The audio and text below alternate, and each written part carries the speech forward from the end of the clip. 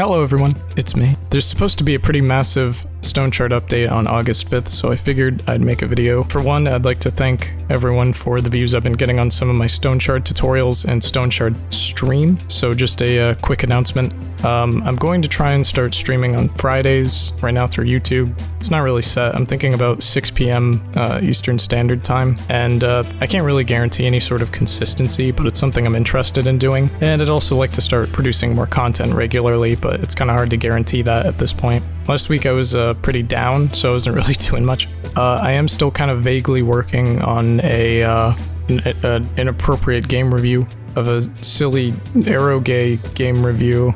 It's really hard to script things. I don't know if any of you have noticed, but I usually just kind of freestyle it, just say random things into a mic, so it's really hard to edit later.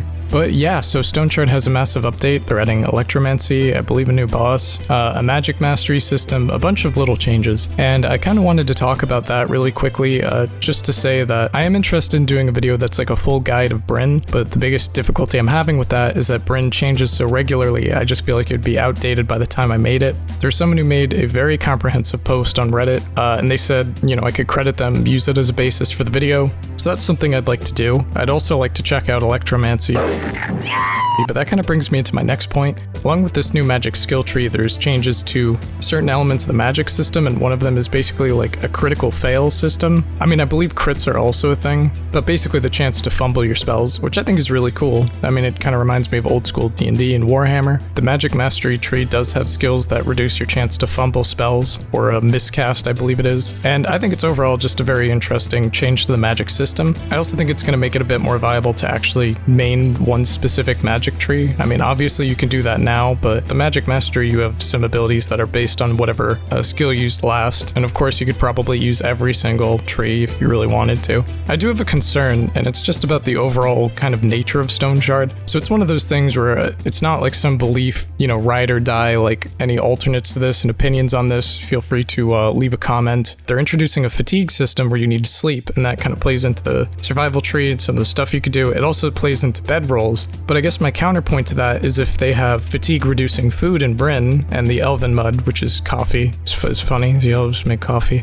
If there's an alternative and you could just have a few mugs of Elven Mud, because I know some people like to go and clear out multiple dungeons on one trek, their main concern is fatigue. I don't see why people would take bedrolls or any of the survival skills. If you can pay in-game gold, which I would say is relatively easy to sort of farm or accumulate, and offset these drawbacks, I really don't see why you'd use skill points to do so. I don't know if that makes any sense. Maybe I'm going crazy here. It's kind of like a similar situation to the cauterize skill. I could see it really saving your life in certain playthroughs, but if you can just buy bandages for about 10 gold, and obviously the amount of money you're losing on loot when you take them with you, I don't really see why I'd spend a skill point in that. And right now, the only survival skill I ever take is skinning, which can make you some money, but there's other ways to make money in Stoneshard. So I hope I'm getting my point across well. And it's not a major issue either. This isn't like, the game is broken, they're adding more survival mechanics. Maybe it'll give me a reason to stop at the camps. I mean, right now, walking some jokes aside, sometimes I visit the camps, but they're not a priority for me, and sometimes they're so far out from dungeons, I don't understand why I'd even bother.